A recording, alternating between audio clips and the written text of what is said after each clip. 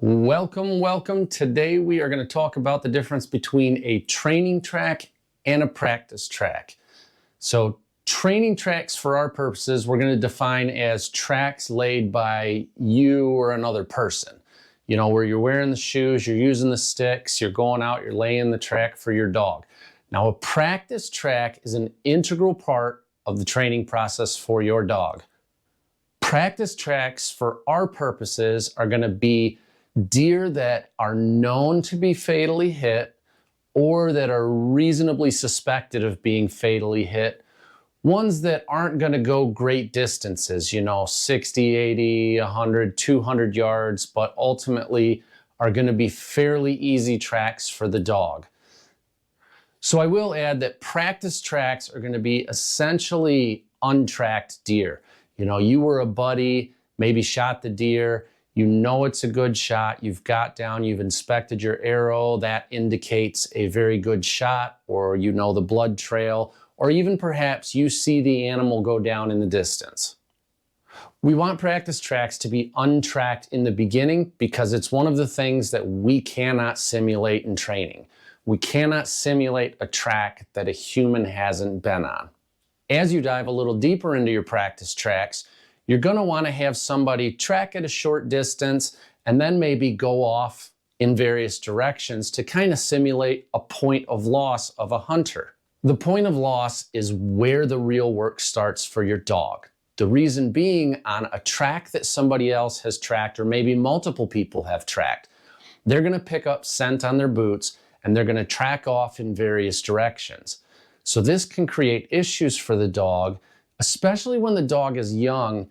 They really have to figure out how to sort out, the hunter's boot tracks and the actual deer track and navigate through those challenges when you get yourself into a real situation of a track where, maybe they went much farther distances, like a gut shot or a liver shot. Now we want to start with untracked practice tracks because, again, at the point of loss, we want the dog to be able to identify and follow a track that no human has been on. So we're going to take you through one of our practice tracks for Tracker Nate's dog, Dyani. What's going on, everybody? Tracker Mike here with Michigan Deer Tracking Hounds. We are out here in Oakland County for the Urban Management Unit. Tracker Nate gave us a call today and said that he shot a deer. So we figured this would be a great opportunity to come out and film for him and show you what these dogs can do. Now Nate is bringing out his youngest dog, but this is a very important aspect in training. It's important to get your dog out on good shots that you know are fatal, especially early in these young phases of their life. It's really going to lock in that sense of what their job is. So we're going to get booted up here and walk down to meet Tracker Nate. We do have snow on the ground. It is snowing right now, so it's going to be excellent conditions for tracking. There's moisture in the ground, there's moisture in the air. This deer was only shot about 2 hours ago, so it shouldn't be a difficult track for the dog. So we're going to get out and see what this young dog Dyani can do. All right, guys, we're heading out. We're gonna walk down to meet Tracker Nate at the parking spot, and we're gonna walk into where he shot this thing at, and we're gonna get this dog rolling. I hope you guys are excited as I am.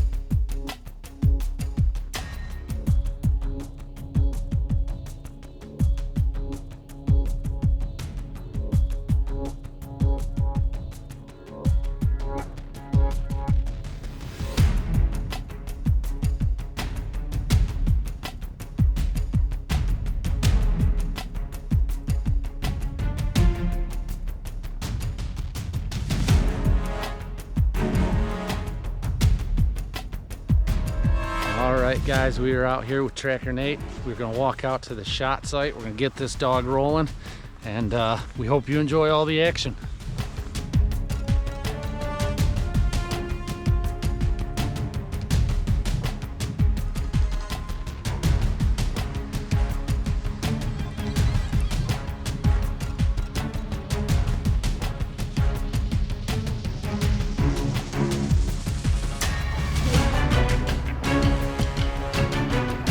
Walking out to the shot site with Tracker Nate and Tracker Danielle's dog Dyani. It's only about a year old. You know, it's a pretty fresh track. Pretty certain it's a great shot. So we're gonna get out to the shot site and get her started. Now here we're gonna approach the start of the track. You wanna make sure that you're following your routines, a sit stay at the beginning before you indicate to the dog the target scent. Now what you're gonna notice here is Nate introduced the scent, the dog briefly takes in the scent, and then goes off to inspect all of the other things around the area. Now for me, this can be quite common with younger dogs because there's a lot for them to explore in the area. So they really have to distinguish what's just a normal scent in the area and what's my target scent. So as I stated in the video, we're gonna give the dog some freedom to kind of sort things out. And you will notice that once Nate lets the dog kind of sniff around other things, he starts to kind of guide the dog in the direction that the track goes. And as always, in this pause, we are going to ask you, if you're enjoying this content, go ahead and whack that subscribe button for us. Set. Dyani, set. Up. Wait. Set. You wait. So this is our shot site, right? Wait. Yep. All right. Come here. Look. Look. Yeah, smell that hair? Smell it. See it? Yeah. Come on, let's go find it. Yeah.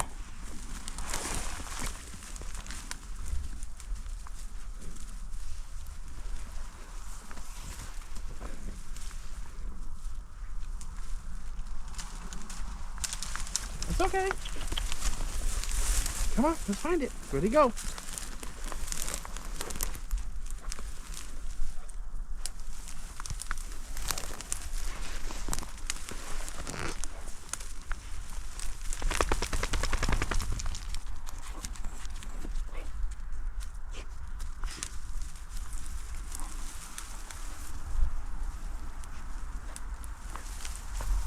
The way it walked in.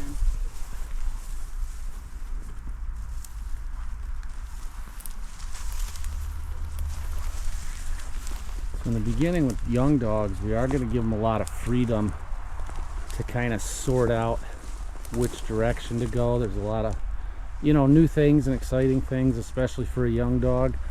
So we got to be especially patient and let the dog work it out to make sure that they can figure out what their job actually is.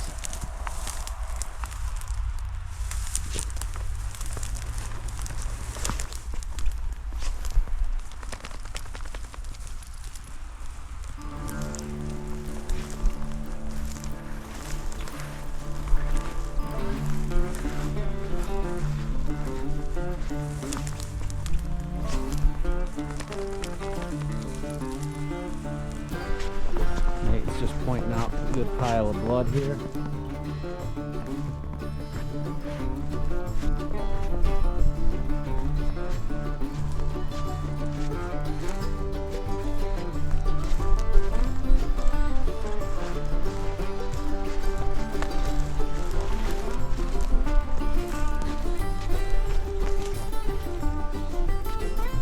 What were you pointing out there? Some more blood?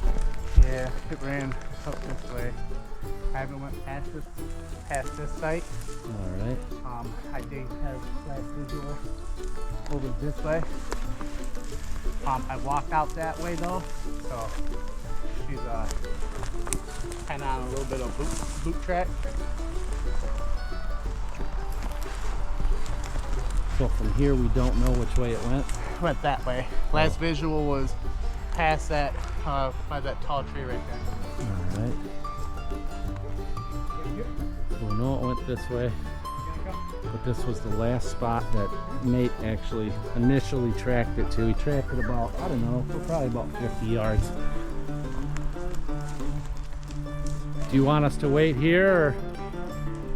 Yeah.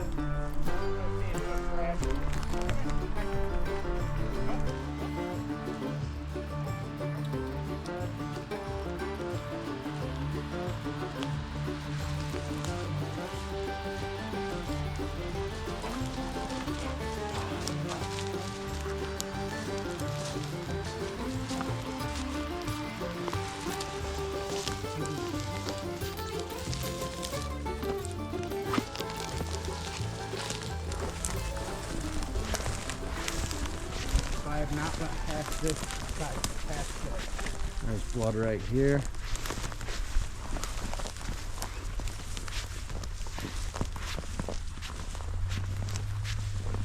You got blood right here in your boot. Yep, you got some here. You got blood here. You got blood here.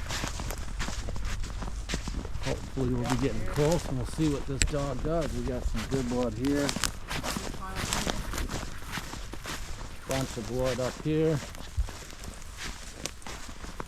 Oh yeah, that's bleeding good now.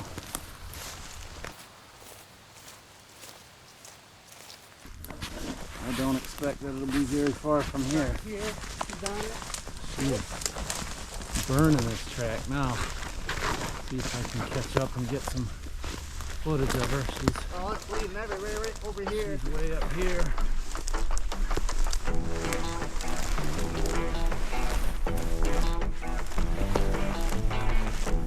Big pile here too, Nate. Oh yeah. Big pile of blood here.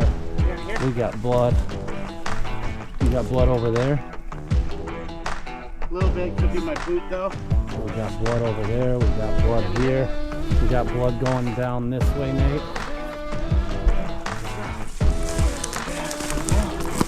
There's a big old pile there.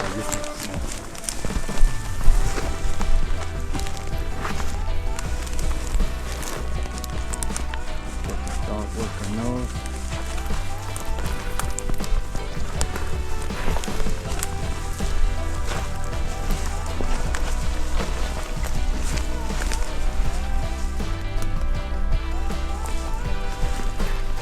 There's last point. Last one. Oh, there's one right next to you here a little bit on your boot there. I think it's my boot though.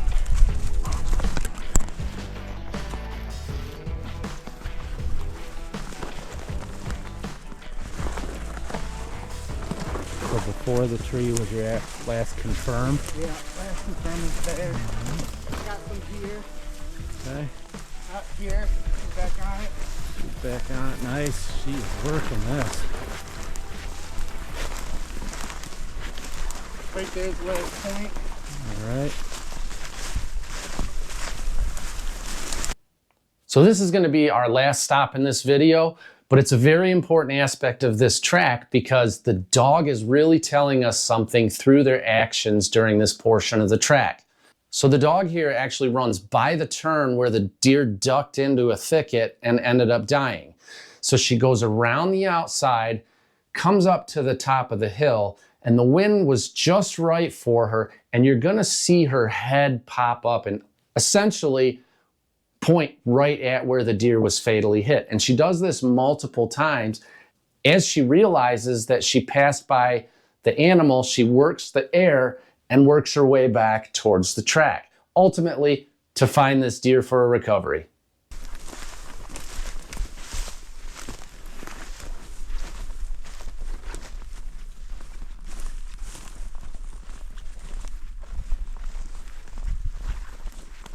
Oh, I can't tell if that's your boot or actual blood back there. She's sniffing something hard up there.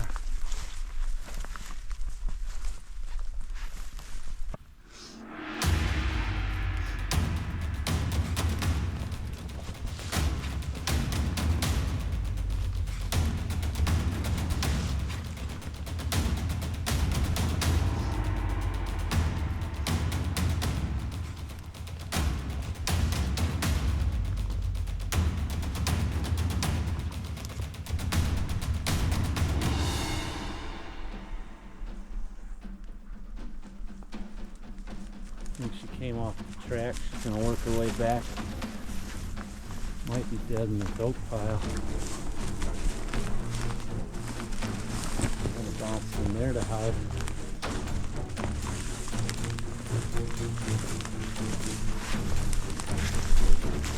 A bit farther than I thought it would. That one pile.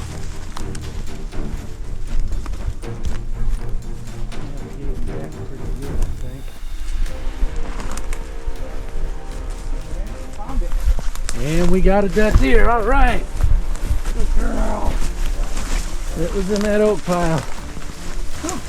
Good girl. Good girl, dear. Good girl. Big praise. Great, excellent work. Oh. Good girl. Yes. That's a good girl.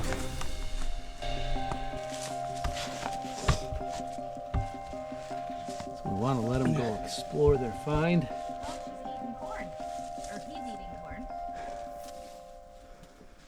Good girl. That's not good. If Get that. Well, I had a feeling Yes. somewhere across the railroad track. Yes. Good girl. What a find. That is what it is all about, folks. That was an excellent track by Dyani. She tracked it great. Even when she came off it, she recognized quick that she was off it. Learned how to search back in this track and get back on track, ultimately to an amazing find. That's what tracking's all about.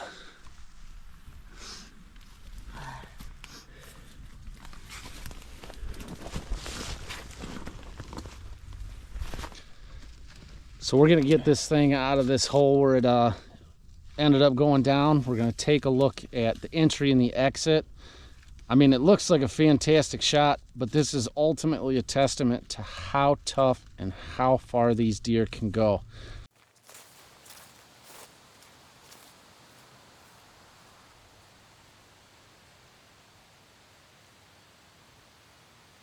So this is just an example of what can happen when you're archery hunting.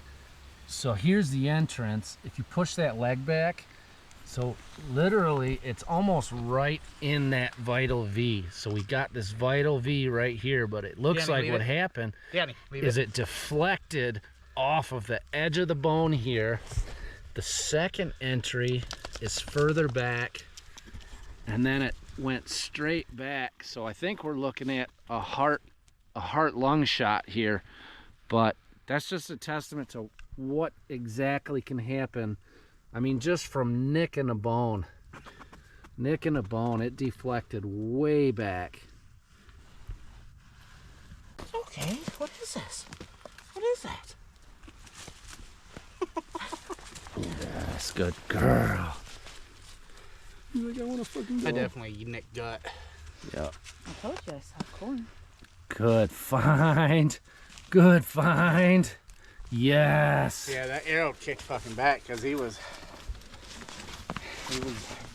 pretty much broadside. Oh God. Oh, I smelled it.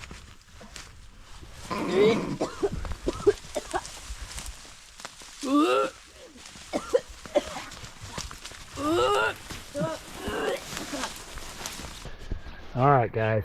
So here's the shot analysis. So you know we came in and nicked this bone on the front leg, which deflected it backwards. And if we take a look inside, our entry is way up here, but with the deflection, it didn't enter the rib cage until back here. And it went deflated this side long, went right behind the heart, and then nicked the stomach just a little, and then out the liver. So if you see the liver here, we are on the right side of the deer if it was standing, and it sits up high just behind the diaphragm. So this is a one lung with a liver exit.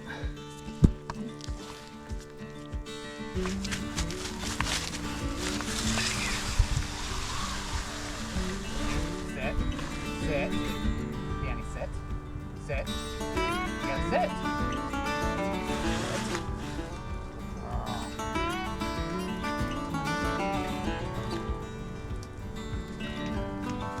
Little late season meat in the freezer, baby.